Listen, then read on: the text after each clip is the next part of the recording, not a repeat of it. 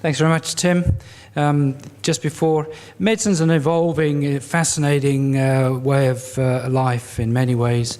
1991, I think you were just recorded, Tim, you were at medical school. I was a registrar at Green Lane, and Warren Smith and myself wrote a paper about a patient who was 70. Poor woman, her husband had died, and she spent 45 minutes trying to revive him. And when the ambulance came, he was pronounced dead, whereupon she got this severe chest pain. And she went to the cath lab, and she had an open artery, but most of her anterior and inferior wall were gone. We wrote this paper about these giant inverted T-waves, the most remarkable T-waves you've ever seen. Little did we know in 1991 that over in Japan they were getting the diagnosis right. Now we're sort of starting to understand Takotsubo cardiomyopathy. So in many ways that's the start for this talk here, because it's an evolving picture. Nothing ever stays still. There are things changing in all aspects of medicine, as you're very much aware. And here I've been invited and sort of coaxed into talking about getting the LDL cholesterol lower and what's new and what's on the horizon and what actually we can use right now.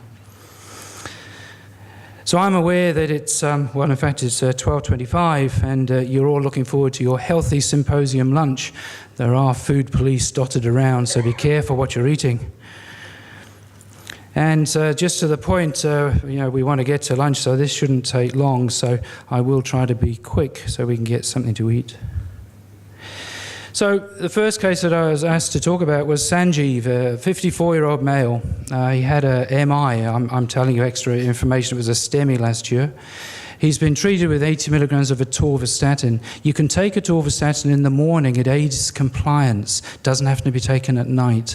So simvastatin was better at night. Atorvastatin can be taken either. So to me, if you take all of those pills that Tim's been talking about, if you can take them in the morning, so much the better. Anyway, that got his LDL down from 5.5 to 2.3. He's keen to do everything he can to avoid another MI. So what I'm going to do is going to tell you a little bit more about his family and social history. This lad's in big trouble. Father died at 45 of an MI. Mother had a bypass at 50.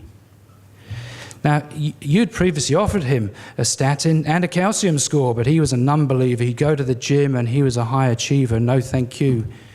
Well, he suddenly realized he's got a wife and 4 children. He's very, very motivated. This is the statin paper. This is the cholesterol treatment trialist collaborators paper. And I come back to it very often when I'm talking, because there are messages here that we can still learn.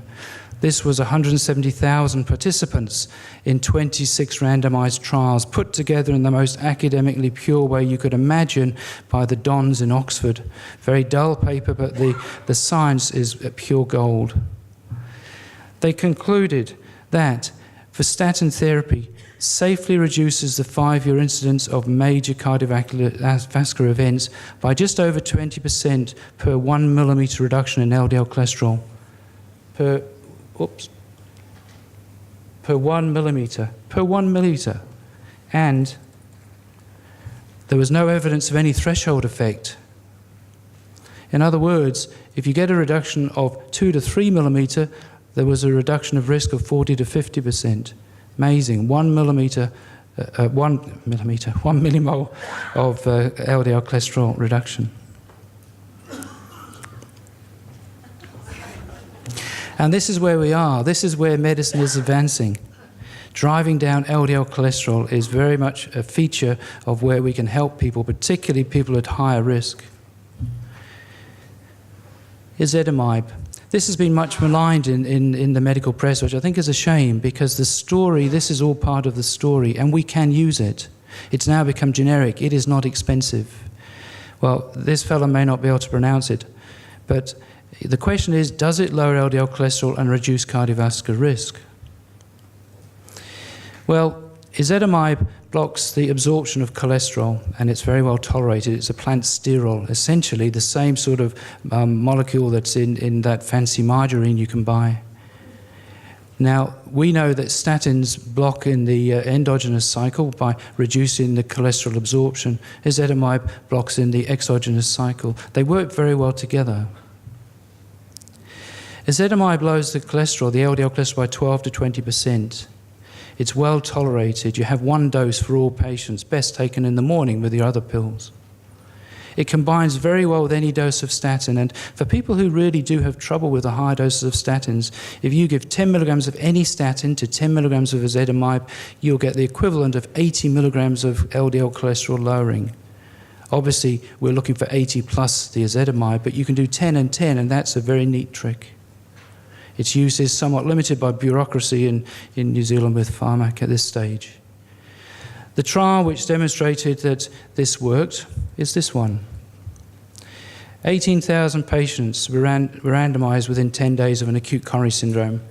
At baseline, the LDL cholesterols ranged from 1.3 to 3.2. The study went out over 6 years. They had to keep extending it to hit the p-value. It was a composite endpoint of death, MI, unstable angina, revascularization, and stroke. And in the simvastatin arm, the LDL cholesterol got to 1.8. That's pretty low. But when you added ezetimibe, it got to 1.4. So this study, and the benefits of this study, is that 0.4 millimoles per litre of LDL, which was a 24% cholesterol reduction, got a 16% relative risk reduction and a 2% actual relative risk reduction in these endpoints. Now, looking at that study, you might think, well, that's not very spectacular, but if you can lower an LDL cholesterol of 3 by 20%, then that is spectacular. So this is all part of the paradigm of understanding of the lower the LDL cholesterol, the more benefits you get. And this is looking at the lipids in the study, the simvastatin on the top versus a simvastatin plus ezetimibe on the bottom. And a 0.4 millimole difference made the difference when the trial was run for long enough. And if you look at, this is the total cholesterol, but if you look at the cholesterol lowering that you can expect, ezetimibe maybe 15, simvastatin 80, 42, simva plus ezetimibe maybe 57, atorva maybe 55. Look at the right-hand column. Atorvastatin 80 plus ezetimibe 10, you can potentially get 70% cholesterol lowering. Wow, that is huge. So what's our target in 2018? Well, this is a combination of some of the secondary prevention studies, and the question has been, you'll see on the y-axis the number of vascular events, and you'll see on the x-axis the LDL cholesterol. And it's in mgs per deciliter, which is the American units. If you divide by 40, you get millimoles per litre. And the question really was, well, gee, where do you cross the x-axis? And it's about an LDL of 1 millimole per litre. At that point, in theory, you shouldn't get further vascular events. But there's a progressive decline in events as you lower the LDL cholesterol. That's the point I'm trying to make. And it turns out it's not just statins that get you this benefit, it's whatever lowers the LDL cholesterol. So this is young Dr. Smith with the cholesterol message. This is the message for today. The Improve It study got down to 1.4, but perhaps we should be aiming for 1.0. That's the young Dr. Bass in the background. Okay, so Sanjeev, he's a 54-year-old male. His LDL, he was only unlucky, he only got 42% reduction down to 2.3. And that's interesting because some people produce more cholesterol and the statins don't work as well, and some people absorb more cholesterol, and in fact for them ezetimibe works a whole lot better. So you put them together and you've knocked both cycles. So should we give him 10 milligrams of ezetimibe? Of course we should. The man's 54. We've not reached target. So we fill out the forms, we send it off, and we get him a 17% reduction down to 1.9. Okay, so that's helping him. 74 mg per deciliter. Now, the other part of social history that you didn't know about Sanjeev is actually he's an IT guru. He's got a private company which is worth $100 million. This man is loaded. Now you've heard of these things, the PCSK9 inhibitors, potent LDL reduction. These will lower your cholesterol 50 to 60% over and above what a statin will lower your cholesterol. What they do is that the PCSK9 degrades LDL receptors. So if you block the PCSK9, you have more LDL receptors. And if you've got more LDL receptors, you remove more LDL from the blood and you lower the blood LDL. by 50 to 60% with these highly expensive. But the reason to talk about it is to talk about mechanisms of why LDL cholesterol is lowering is so beneficial.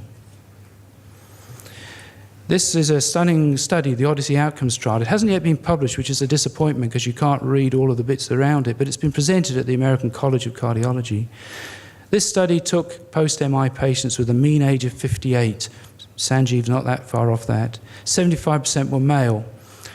They were enrolled people whose LDL was above 70 mg per deciliter, 1.8, if provided they were on a high or moderate dose of atorvastatin or rosuvastatin. So they had to be well treated down to what we'd now say is good level of LDL cholesterol, and then they got enrolled in the trial.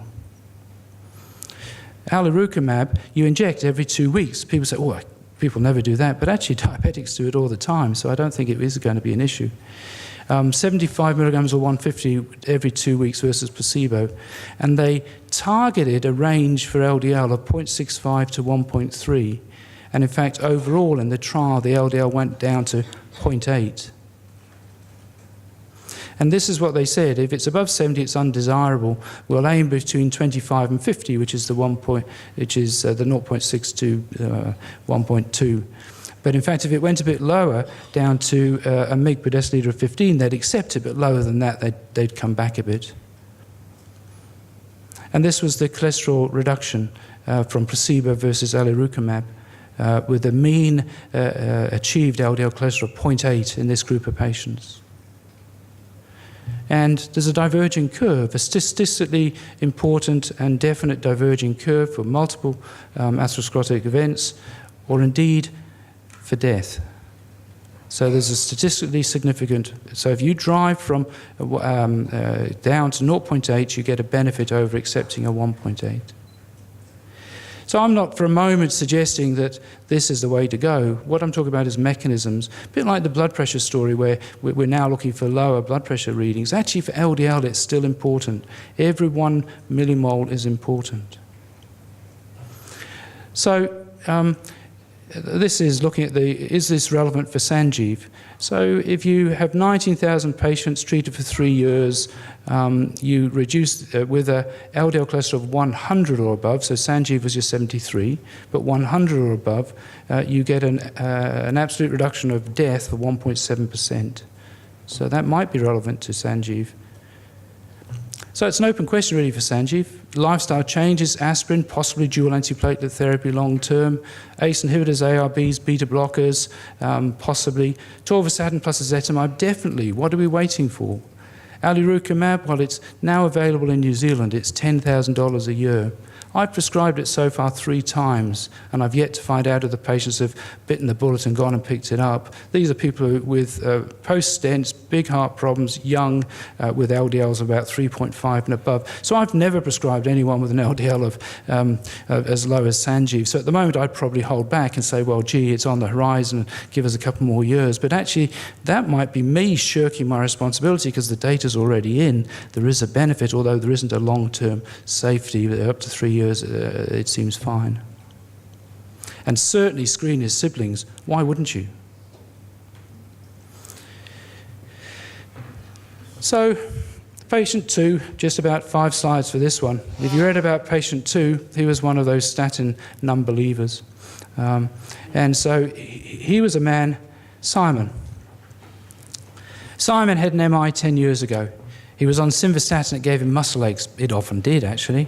Atorvastatin lowered his LDL down to 1.9, but he'd read bad things about it and he imagined his memory was getting worse. And so he was given bezafibrate and he felt just fine, possibly just because he wasn't on those statins. The social history, which Tim hadn't given you, but I will give you, is that he was rather grumpy and opinionated. He was tall and thin and a difficult character. Does that ring a bell on a Friday afternoon? So does bezafibrate work? Well, the bezafibrate ischemic prevention study has been run. There were about 3,000 patients post-MI, men and women in their middle and slightly older age. This was a secondary prevention trial with that sort of baseline lipids. Pretty average. Patients representative of the majority of MI cases, that's what it was touted to be. And in fact, with the combined primary endpoint, there was no great benefit. But if you went back and looked at those patients with a high triglyceride, the metabolic syndrome type of patient, actually fibrates perhaps do have a role. Gemfibrozole, bezafibrate, fenofibrate, all have got a trial showing some minor benefit. He's not, though. He's tall and thin and grumpy, so he doesn't really fit this, but he's perfectly happy to take it. So the need for patience. Often you come across these patients time and again, and gee, your heart sort of stops a bit, and then you think, right, how do we encourage people to take the pills? The pills that Tim's already explained, they're so important to try to preserve these individuals. So I tend to start afresh, big deep breath, and talk about the cause of a heart attack. People understand it, and they quite like the concept, I think, that as we get older, the arteries actually get softer where the plaque builds up, and then it's easier for them to rip and tear. And if you take a statin and lower the LDL cholesterol, you make it more fibrous and rubbery. You're making safe the aging process is a phrase that I often use. People, it seems to me, quite like to understand how the pills work, and okay, doc, well, maybe, yeah. And you've got to push back somewhere, and it's a way of starting them thinking, well, maybe the doc's got a point. So I talk about the basic understanding of statins. Then I'll often, with this sort of character, I'll say, oh, well, there's ezetimibe, that fancy margarine. Well, this stuff's all focused in one pill, and it actually lowers the cholesterol. It's not a statin, but we could use that. And he says, well, I'm not taking 2 pills. So, okay, well, we'll give you ezetimibe because there's actually more evidence there. So we'll give him ezetimibe, and by, it's very well tolerated. And then you're sort of on the front foot again, because now he's listening to you and he's saying, well, what else could I do? And actually, I still quite like life and, wife and grandkids. And so you say, okay, well, this is where we'll go. We'll give you the lowest dose of atorvastatin at 10 milligrams 3 times a week. Or, and this really attracts them. It's not funded by Pharmac, but rosuvastatin, if you pay $45 a month, you could take just 3 pills 4 times a week. In fact, it's a lot less than that, isn't it? 3 pills. It's if you take it every day, it's $45 a month. But one or the other, if you take 1 3 times a week and you added it to ezetimibe, you lower the cholesterol by about 35%. And that's really something. You've achieved target, you've got them onto a statin, and with the ezetimibe, you really are doing some good for this man. And of course, the usual encouraging lifestyle medical options, always trying to remain reasonable, which can be very hard. And at the end of the day, if Simon actually lives in Ponsonby and he's got no interest in vaccines and no interest in statins and he thinks the world is flat, well, that's the way it is. That's the way it is. You can only take a horse to water, but I do think patience is the way to try to encourage. Not only Ponsonby. Yeah, I've noticed that. So summary for Simon, keep your patience. He's a difficult character.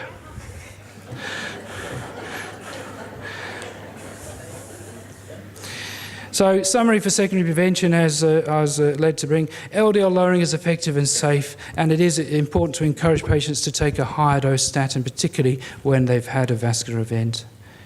The optimal LDL target, well, what is it? It's probably scientifically 0.8, but perhaps 0.8 to 1.2 is what you're aiming for, and don't, 1 is fine, that's perfect, just perfect. A stronger statin plus ezetimibe may be needed. Just a little tweak on the statin dose may be needed. And who knows, in the future, a few patients may be on some of these very expensive pills, which hopefully will become cheaper. Will Pharmac fund them? I doubt it, not in our lifetime. Essentially for LDL, the lower the better, without side effects. And that was what I wanted to say. Thank you. Cool. Excellent talk, Chris. Thanks very much. I won't keep you long from lunch. Someone's been gently persistent with a question, and other people have joined their voice. It's about triglycerides and where triglycerides should sit in terms of managing lipids. So you've got the LDL down, the triglyceride stay is still 7 or 8. How would you approach that when the patient's on top dose statin, they've exercised, stopped smoking, all those other things? So I think triglycerides is not unlike the HDL story. We know that HDL is supposed to protect you, but if you try to raise it, we haven't found a drug that will do it that does protect you. Triglycerides, certainly the higher it is, the more the risk, and part of that is through LDL, because if you've got a raised triglyceride, you've got those small, dense, very atherogenic LDL particles, and if you've got a low triglyceride, you've got much more buoyant, large, user-friendly particles. When you use a statin, actually the lipoprotein load comes down, so the triglycerides do come down anyway. When you add an ezetimibe, the triglycerides will come down further. If then your triglyceride is still up at sort of 4, 5, 6, 7, it's not unreasonable, and I do, to add a fibrate. You've got to watch very carefully for CK. You'll know you can get pretty impressive myositis with a statin and a fibrate. But if you watch it, I've certainly got some people with a really bad dyslipidemia where I'd add in a fibrate. But it's a third line. It's not a first or second line, because there's no good data that lowering the triglyceride does any good. It's all about lowering LDL. But in fact, it probably does do some good, so it's not to be totally ignored.